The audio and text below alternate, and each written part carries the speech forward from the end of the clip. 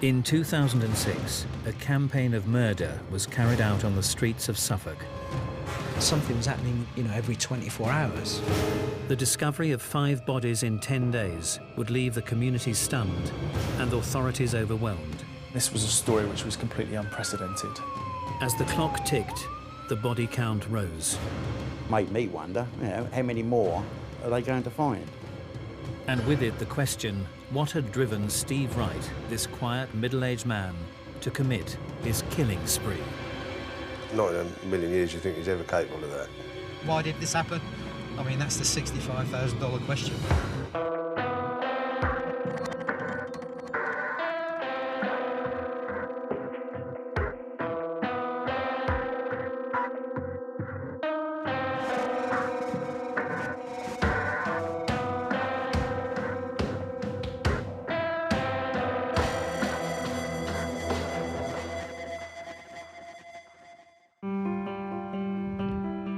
Sunday, the 10th of December 2006. The tranquil market town of Ipswich was gearing up for the holiday season. There was late night shopping and Christmas parties, and very much the lead up to the festive period. However, despite the festive cheer, there was an undercurrent of unease. In early November, 2 girls had been reported missing from the streets of the red light district. By the 8th of December, both their bodies had been found dumped in a nearby brook. The disturbing discoveries separated by just 6 days. Senior Investigating Officer Roy Lambert would receive a phone call that would thrust him to the centre of the newly unfolding drama. Sunday the 10th of December, I was at home. About 4 o'clock when I got a phone call from Stuart Gold. He said, we've got a bit of a problem. So I said, well, what's happened now? And he said, we've had another body has been found of a young woman. On arriving at the location on the edge of the nearby village of Nacton, he would encounter a haunting scene. I remember when I arrived, it was about just after 4 o'clock.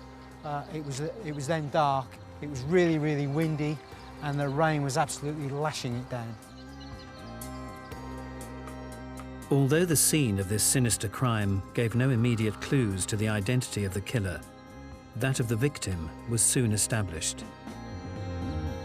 Quite early on, we could see from the scene there were some tattoos which gave us an indication who this person may be. It wasn't a formal identification this early on the Sunday evening, but we sent some family liaison officers to the mother of this young woman who turned out to be Anna Lee Alderton. When I looked at the video, which had been taken by the crime scene investigator, of what the position and how the body was, I was actually shocked to see the image of Anna Lee lying naked and posed in the middle of these woods. The killer's public display would give investigators an insight into the disturbed mind of the man responsible for this sadistic spree. She'd clearly been laid out by the offenders. She was in a cruciform position, so her arms were out wide, and her hair, she had long peroxide blonde hair that had been pulled back in a conical form, and she was pristine, she was very clean, and she was naked, but clearly the offender had spent some time laying her out. I was thinking, what are we in the middle of here? This is the 3rd girl taken off the streets of Ipswich, found on land now in woodland, so we didn't know what was happening really. The uncovering of a 3rd body in only 8 days would prove unnerving. It was almost a public display by the killer, because her body was left so close to the road. It was clear that she'd be found pretty soon. It seemed at that time almost as if the killer was perhaps taunting the police. Things were happening so quick, it was actually difficult to sort of comprehend and get a handle on what in fact was happening to us in Suffolk. The genuine shock and fear in Ipswich was ramped up 100 times. Pretty early on we found that Annalee was living in Colchester with a boyfriend. Initially we sort of said to him, well, why haven't you reported her missing? And he did say, well, Annalee sometimes would go missing for 2 or 3 days at a time. He wasn't concerned about it. The last time he saw her, they were on good terms. And in fact, she said she was going to go and see her mother that afternoon and take some Christmas presents to her son. And in fact, when we relayed that to her mother did confirm that. When we found out from Annalee's boyfriend that she was going to go to Harwich to see her mother on the train, obviously a lot of trains have CCTV these days, and so we looked, and in fact we did obtain some footage of her actually on the train coming back from Harwich towards Manningtree on that Sunday night, the 3rd of December. It gave us a starting point from when she was one of the times she was last seen alive. It also gave us a description of what she was wearing and what she was carrying, which is important for us, that if we found any clothing subsequently. And in fact we got her not only on the train, we found further CCTV of her at the railway station and also later on the outskirts of the red light area, later on that Sunday the 3rd of December. While the inquest into Annalee's death continued, the results of the autopsy would provide police with a new piece of the puzzle. The pathologist was able to give us a cause of death, and he described it as an interference with the airway, either asphyxiation or strangulation.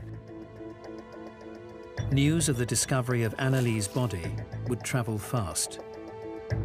We were all scared of our wits, thinking who's it going to be next, who's it going to be next. The media interest just went into the stratosphere. Suddenly, resources right around the country were coming to Ipswich to really try and nail down who was doing this. Yet the killer was closer than anyone could have dared imagine.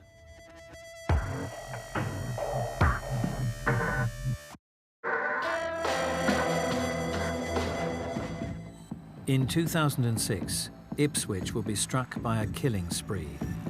In only 6 weeks, 5 girls disappeared from the streets of the red light district, their bodies found over just 10 days. The 1st of October 2006, London Road, Ipswich. 48-year-old forklift truck driver Steve Wright moved into a flat in the heart of Ipswich's red light area.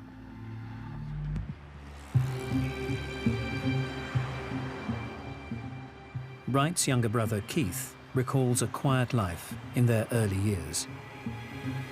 I suppose my earliest memory I can sort of really remember is he used to sort of walk us all to school and stuff. I was probably only about 5 or 6, I think.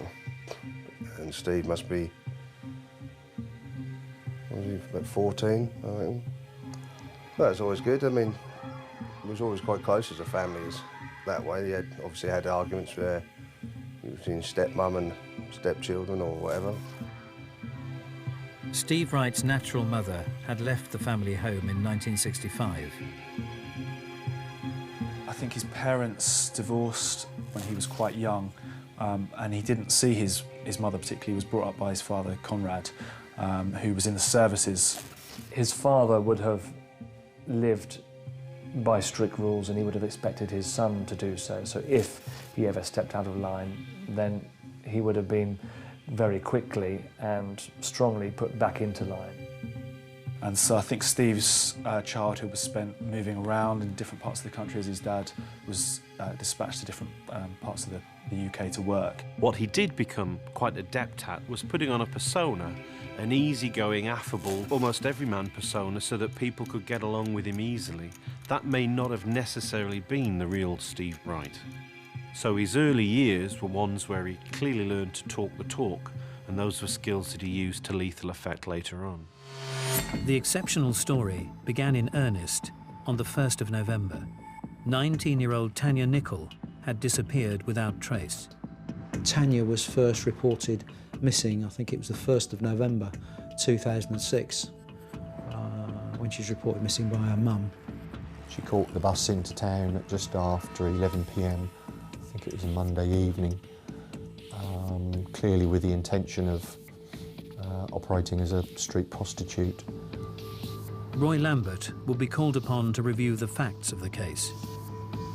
Tanya would stand down here on this corner of this junction, and cars would come round and they would stop and speak to the girls, and they would discuss services.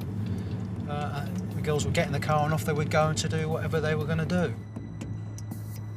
But this was very uncharacteristic, and Tanya's mum subsequently reported her as missing. With detectives puzzled by the disappearance, concerns would grow for Tanya's safety. And the alarm bells began to ring at that early stage, and Tanya literally disappeared off the face of the earth. Just 2 weeks later, on November the 15th, concerns were raised for the safety of a second missing girl, 25-year-old Gemma Adams. She too had been last seen in the area surrounding London Road. Initially, it was only one girl gone missing, so there's nothing to really, as a force, to get too concerned about. It was when the second one was reported missing, the 14th or 15th of November, we thought, this is a bit unusual. Gemma Adams was reported as missing to us during the early hours of that morning. Her boyfriend had taken her down into the red light area to do some work, and he was anticipating seeing her after a period of time. And I think what happened was that she didn't come back. You know, the sort of girls who would just go away and not come back for days, and it's like, oh, they've just gone on a bender, they're doing whatever. But you knew the girls who were sensible, had their partners or whatever, they wouldn't just, that's not their normal routine to do that. Friends of Gemma were becoming worried for her safety. I know Gemma was a really kind person. She was a really nice person to talk to. She weren't a person who would double-cross you, who would be proper nasty towards you or backstab you, steal off you or anything like that. She weren't that sort of person. She was the opposite, polite, nice. As the authorities gathered more evidence, their concern would grow also. Because of her lifestyle and the fact that she might have gone off with a client, initially there was not great concern for that first couple of days, but then when the phone went off completely off the network, I mean, that was the big indication that something serious might have happened to her.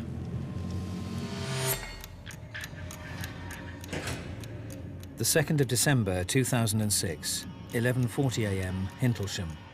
The developing story would open a haunting new chapter.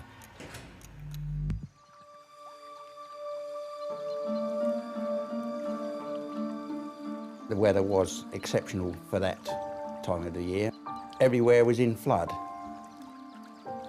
I got into the lakes, and because the floods had receded, the first thing I done was, well, not the first thing, I just checked the grounds, checked the lakes, then got my waders on, and then patrolled the brook, and I suddenly noticed, like a mannequin, a dressmaker's dummy. Upon closer inspection, Trevor would find himself horrified at the true nature of his discovery. It was not until I'd got into the brook and got up right beside her and just moved the hair a little bit, moved the debris away from her hair. Then that is when I suddenly knew, or realised that, no, it's a young body. And my first thought was, it's one of the missing girls. Well, at first, a shock, and sort of maybe jump back a little bit. And then I had to sort of take control of myself and got straight out of the brook, still shaking, and phoned the police up. I didn't know the exact time where I phoned them. 11:44 when I phoned them, I just phoned them up and said who I was, where I was, and that I'd just found the body of a young girl face down in the brook. Police would descend on the scene and begin their efforts to determine the identity of the unfortunate victim. When the report first came in, because of the body had been in the water that long, we didn't initially know who this was. Not until we'd taken the body out of the water and got them back to the hospital and started to conduct our examinations did we identify who it was. The body was that of Gemma Adams, who had last been seen some 2 weeks earlier on the 15th of November. Friends had long suspected the worst. Gemma, when she first went, that's when I first knew that it'd been a murder, because she'd have never just gone off. That weren't her style. She wouldn't have just left, and her boyfriend followed her about every night. So if you saw her boyfriend, you knew she was out, because he'd be a couple of steps behind her, and for her not to come back, that weren't, no way, that wouldn't happen. I'll never forget it. I shall never forget that day. I shall never forget the timings of that day. I shall never forget the night when they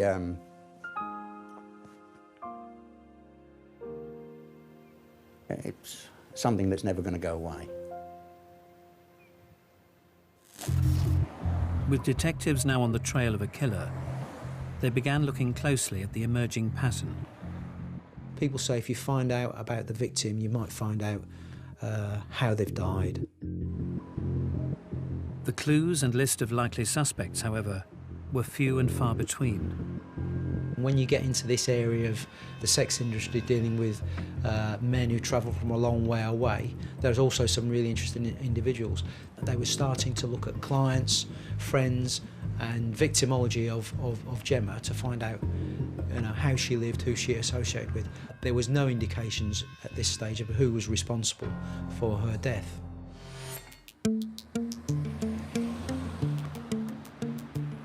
Since moving to London Road only a matter of months before, Steve Wright was already known as a regular client of the girls who worked the streets surrounding his home. His history of indulging in the world of the sex industry was long established. Steve Wright wasn't somebody who just suddenly woke up one morning and wanted to explore the sex trade or go to a massage parlour to see what it was like. This was a man who'd been dipping his toe in and out of that life his whole life. We saw the first example of that when he was travelling around the world working on the QE2 to places that opened his eyes to these sorts of things. Wright would join the crew of the famous cruise liner in 1980, working as a steward and travelling the world. When he was on this sort of QE2, you always thought, oh, it must be quite a smart old job. He'd tell us all the things that the travelling they got up to, and obviously a lot of hard work working on a place like that. In that kind of job, one's got to be affable and one defers to the customer. He'd do anything for everybody. He'd always help anyone out. If you wanted anything, he'd try and help you out with it. I'm very confident that he would have learned how to be a ladies' man. He would have learned how to be sociable. He would have learned how to make people feel at ease and relaxed about him. I met Stephen Wright probably in the summer of '81. He always had this sort of grin, it was like he was laughing inside. And I was always a little bit uneasy around him. He kind of fancied himself to a degree. He was a bit of a sort of a ladies' man. I don't think he dated any on-board women because there was, very few ladies on there anyway. So whatever female company he wanted, he made use of it when we was on the shore. A lot of the ports of call that we used to go to were all in the less salubrious parts of the town sort of thing. So the ladies that he met were ladies who wanted their payment, as it were, ladies of the night, kind of. The strains of a life at sea would eventually take their toll on Wright. Having divorced his wife, he would return to England in 1987. Some 19 years later, as the news of the grim discovery of Gemma Adams' body broke, the story began to gather momentum. Initially, when the two girls were missing, the interest locally, certainly with the media, was mixed. They were two girls from the sex industry gone missing, but of course, when one was found murdered, now the interest with the media particularly was heightened. Local crime reporter Josh Warwick would be assigned to cover the case. It was a Saturday morning and police got in touch to say that a body had been found. Any murder is headline news in the local press, and so for two girls to be missing, one of whom had been found by that stage, was really frightening and really shocking. However, few could have prepared themselves for the next turn in this twisted tale. We then started to search the Belstead Brook. We used a police dive team to do this, and on the 8th of December, the police dive team had worked their way from Hindlesham towards Copdock, which is downstream towards the River Orwell, and they unfortunately came across the body of another white naked female, and this later turned out to be Tanya. Tanya had been missing for nearly 6 weeks. The discovery of her body leading detectives to believe that they were now looking for one man on a killing spree. So we now quickly move from what was 2 missing vulnerable young women to a double murder inquiry. I heard about it as soon as she'd been found, because the police had their incident vans and the rest of it at our place at the fisheries. And when I got down the next morning, they'd all disappeared. And that's when I found out that they'd found Tanya a few miles downstream. Just 6 days on from the discovery of Gemma Adams, the revelation of a second body being found would make waves across the country. Got a phone call from the news desk. My news editor said, look, this doesn't look good. Don't pack for a night. I would pack for the best part of a week. We don't know where this is going. So I arrived up in Copdock to the scene of where this second body had been found, Tanya Nicol. It was pouring with rain.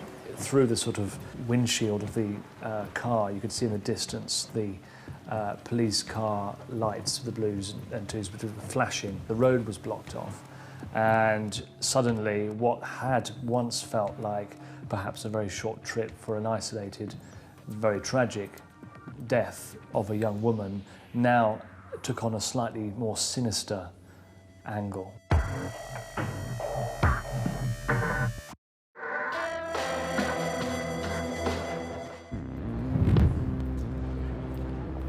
As Christmas approached in 2006, Ipswich would be plagued by a killer on a ruthless spree. Beginning with the disappearance of 19-year-old Tanya Nicol in early November, by the 8th of December, Tanya's body and that of Gemma Adams had been found in a brook on the outskirts of Ipswich.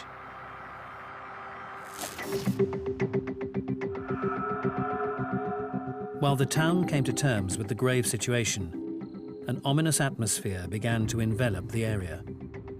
A little bit of unease started to creep in, like not wanting to walk out on your own of a night time once it got dark, and making sure your children were okay and escorting them everywhere. It was a culture of fear in many respects. There were more police on the streets, handing out rape alarms to women. Friends of the street girls noticed the increased police presence was not welcomed.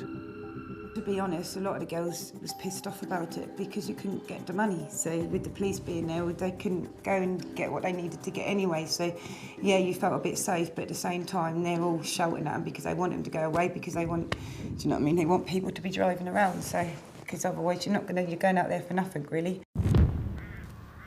Then on the 10th of December, just 2 days on from finding the body of Tanya Nicol, a third horrifying discovery was made. When I got a call from the force control room to say that a motorist had driven through the street at Nacton, and this motorist reported finding what appeared to be the naked body of a female. My mind was racing when I got this call, because you're immediately thinking, who is it? And as we now know, that was the body of Annalie Alderton. Found laid out and posed in a cruciform position, the disturbing ritual demonstrated that the killer was becoming ever bolder. Unlike Tanya and Gemma before her, 24-year-old Annalie had not been reported missing, making the revelation of her untimely end all the more shocking. I got a phone call from the news desk, and they said something along the lines of, you're not going to believe it, but the police have just announced that they've found the body of a third woman. Suddenly, attention raised several notches. Are we now talking about a serial killer? Are we talking about somebody picking off young women right from under the police's noses? Living in the heart of the area from where the girls were disappearing, Steve Wright had a history of violent behaviour towards women.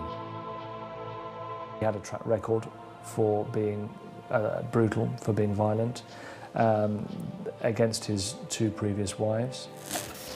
We've got an individual who would batter his partners, and we know that that's usually a hallmark symptom of men who feel inadequate, who feel they can't cope, who feel they're not in control of the relationship, and they don't feel terribly manly, that they lack something in their machismo.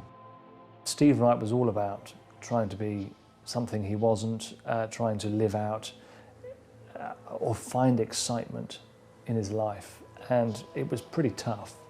It's tough for a lot of people to find excitement.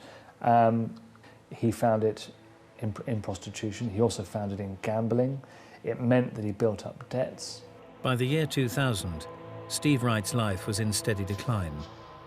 With drinking and gambling taking their toll, Wright had accrued £40,000 of debt, yet he continued his habit of paying for sex. Graduating from the massage parlours he would formerly frequent, Wright began to take his fantasies out into the open. Money gets tight, you have responsibilities, bills to pay. Suddenly, it makes more sense to be out on the streets where you can turn a trick for 20 quid, rather than 50, 60, 70 pounds in a massage parlour. And so that's how we find eventually Steve Wright coming out onto the streets rather than doing what he did to get his kicks behind closed doors. Later that same year, Wright would hit the bottom of his spiralling depression. Like, he tried to top himself at one time, just for everything that got to him. And then he sort of came back, like they have done when they ever get in trouble, and normally come back home to see your dad and that, and he came back here. Dad sort of set him up. This was a man either crying out, hoping he'd get caught, or being an attention seeker on the one hand, or this was a man who genuinely felt that his life was that tragic that he just needed to be here no longer. After working in a succession of small-time jobs, Wright eventually took employment at the Felixstowe docks. When he come back here, he just went more and more silent about things, and he wouldn't sort of chat about nothing, really. He went more into himself and quiet and non-confrontational to anybody. Dad set him up at his, then he got the job down on the docks. Everything was going well, and we sort of thought that's him sort of settled for now. He was now involved in another long-term-ish relationship. And she has a normal job where the evenings are spent together. But then there's a change in job. Suddenly, his partner is now working night shifts. So Steve Wright finds himself sitting in London Road in the middle of the red light district with an opportunity to fulfill his fantasies. While Wright struggled with his personal life, the pace of the unfolding story playing out on the streets of Suffolk continued to accelerate. By this stage, 3 women had been found in the space of little over a week. That speed at which things were developing just meant there was shock upon shock upon shock. The 12th of December 2006, Levington. 6 weeks on from the disappearance of Tanya Nichol, the first girl to go missing. Just 24 hours after uncovering the body of 3rd victim, Annalie Alderton, detectives would be struck by a sickening double discovery. I became aware that another sex worker called Paula Clennell had been reported missing by her boyfriend. He was concerned because he'd naturally heard what's on the radio and seen what was on the television. And then what happened again? There was another sex worker reported missing, Annette Nichols was reported missing by her mother. She'd been trying to get hold of Annette by her phone, no reply, so she became very, very concerned about why she couldn't get hold of Annette, so she reported her missing. I can remember going to the police headquarters after Anneli Alderton's body had been found and identified, and there was a press conference. We were handed a press release, which we weren't expecting, telling us that there were 2 more women who'd been reported missing.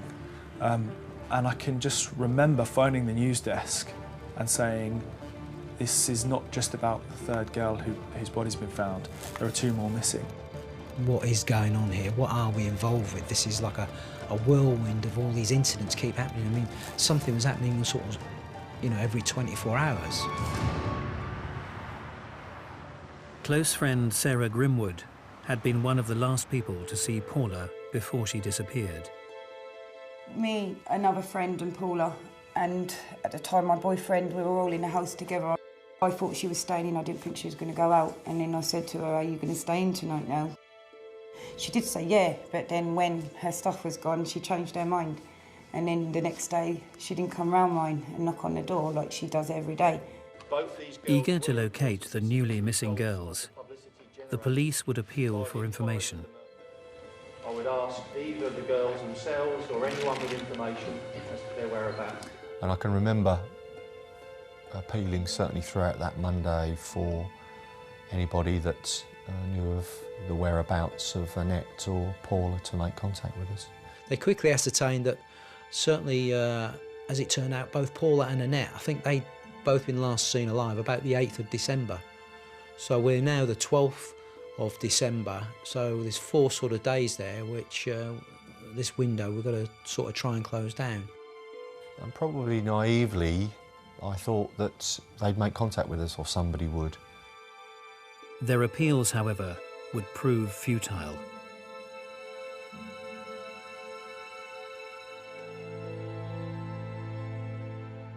The 12th of December, a member of the public is walking along the old A14 at Levington, which isn't far from Nacton, and he sees in the foliage about 7 or 8 yards in from the road what he believes is the body of a white naked female.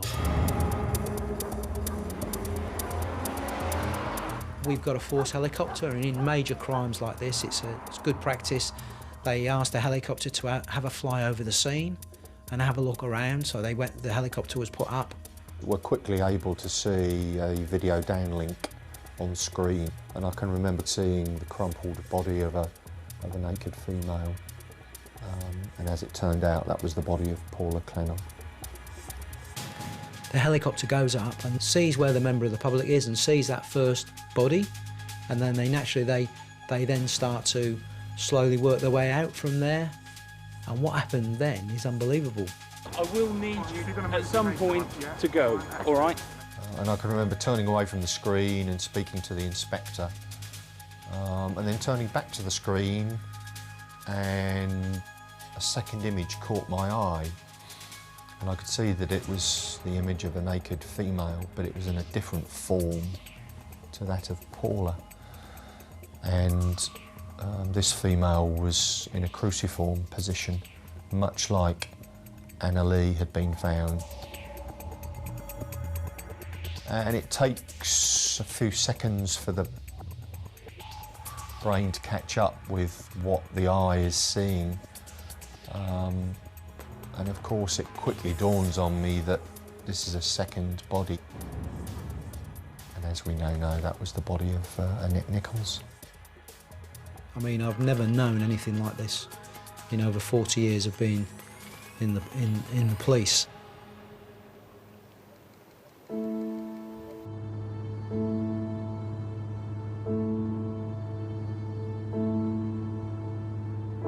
So Paula was in fact the first one to be found on the 12th, on Tuesday the 12th. And this was the one that the member of the public found. And Paula was found just 7 or 8 yards in. I didn't cry at first because I didn't believe it. Do you know what I mean? You don't believe it at first because you're so scared yourself. You don't want to believe it. Do you know what I mean? Because that's a big thing. That's a big part of my life, which that's really hard, really. Do you know what I mean? to think about.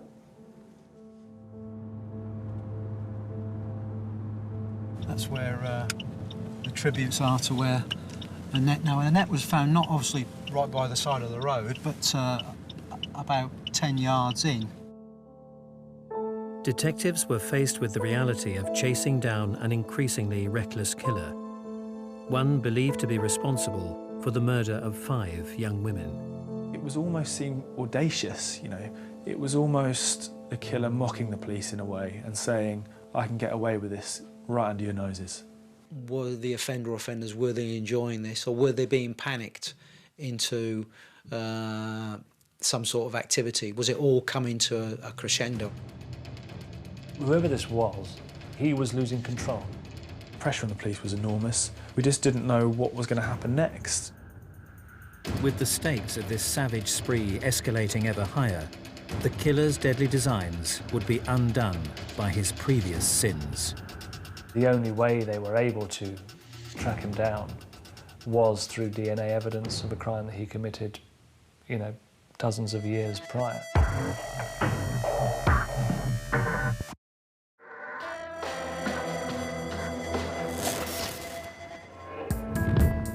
In December 2006, an elusive killer stalked the streets of Ipswich's red light district, preying on the girls who plied their trade.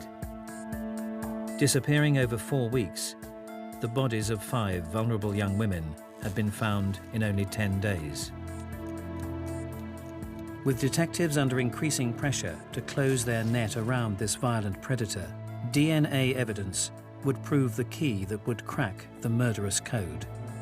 We'd managed to obtain some DNA from the Annalee scene, and when the forensic scientists had processed this through and looked on the National DNA database, this same DNA profile came up as being Stephen Wright.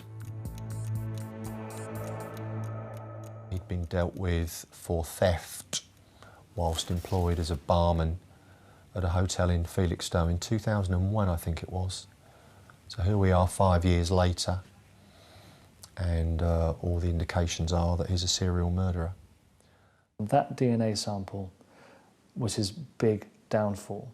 Had he never taken that money, had he never got into debt, then the police quite possibly would never, ever have found him.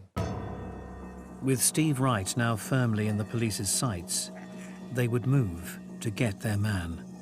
With regard to the arrest of Steve Wright, he was arrested in the early hours of the 19th of December. It was about 5 a.m. He was arrested at his home address. He was up. He was getting prepared to go to work. So he was arrested and taken into custody. It was interesting, his reaction. He didn't say much at all.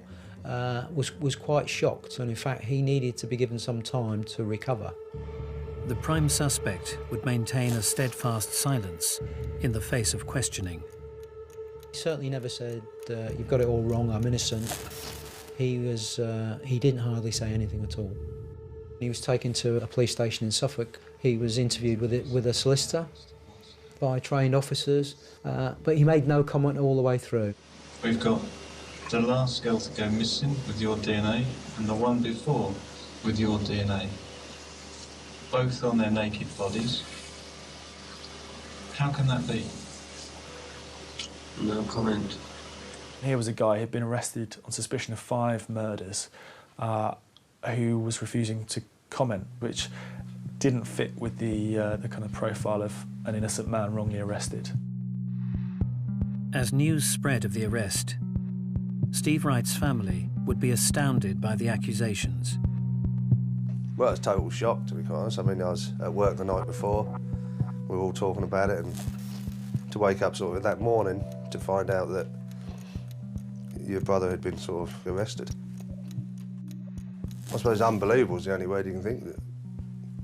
From just having a run-of-the-mill, normal sort of family setup as such, to now knowing that one of your family was suspected of this serial killings was people are going to remember for years. As the face of the so-called Suffolk Strangler made the front pages, people were surprised by the vision of a man who appeared to be the very image of ordinary. pictures began to emerge, and he didn't look like perhaps the killer that we'd imagined he would look like. A middle-aged man, slightly overweight, slightly balding, fairly regular-looking guy. One of the reasons why Wright was able to operate efficiently in the way he did is that he didn't look, act or seem to be a serial murderer. He had a job, he had a partner, he had a domestic life. That ordinariness is what allows him to literally get right up close and next to the girl and persuade them to get into the car. It's the banality of evil. The police would begin to gather evidence and build a case against the man they believed responsible for the slayings of 5 young women.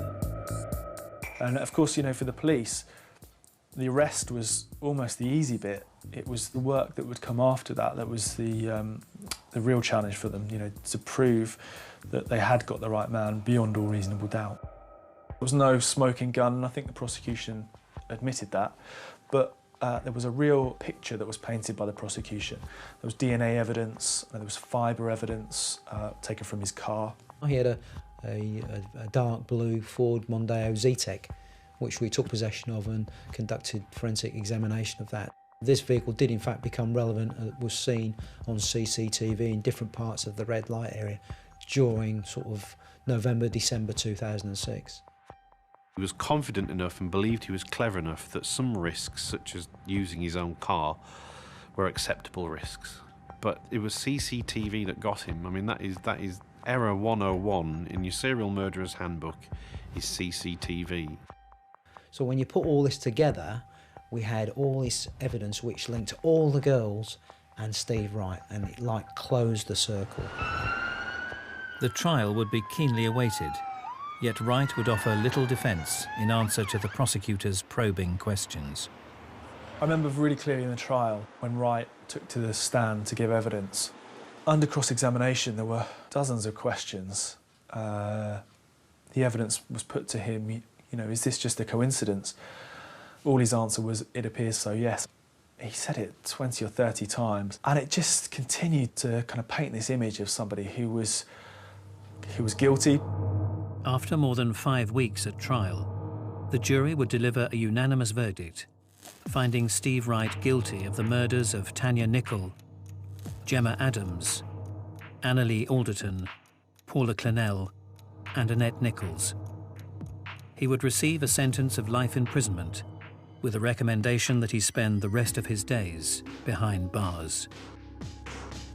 When the 5 guilty verdicts came back, there was clearly a huge relief on the part of the police, definitely the members of the public, but I think probably most of all, the family members were just so relieved that justice had been done. Although the man responsible had been sentenced, questions about the motivations of this most complex of characters remained. The 5 murders that Wright was convicted of were all committed in his late 40s, which is, statistically speaking, a very late age for a serial killer. There is a possibility that he could have a very long offending history going back many years. I think, my God, you know, I drank with this guy, went on the shore leave with him, and now he's a serial killer. You know, just killed 5 women within 4 weeks. You know, you don't just do that, you know, I mean, then your mind goes back and races back. Do you think, was it possible that he started when he was on the ships? And then you think, well, my feelings I had towards him with the uneasiness, was he doing it there and then? It could be that living out these sexual fantasies he'd held for a long time could be the one last roll of the dice he might have of achieving something, of doing something interesting that most men couldn't possibly imagine doing. Despite his conviction, the mystery of why Steve Wright chose to take the lives of 5 innocent women in just 6 weeks remains a riddle only he can answer. Because he's never made any comment, we don't actually still know to this day how this all happened. How did he get control of these girls? How did he manage to isolate them and murder them and get away with it? Until he decides to tell his side of the story and tell us what happened, I don't think we're ever going to know.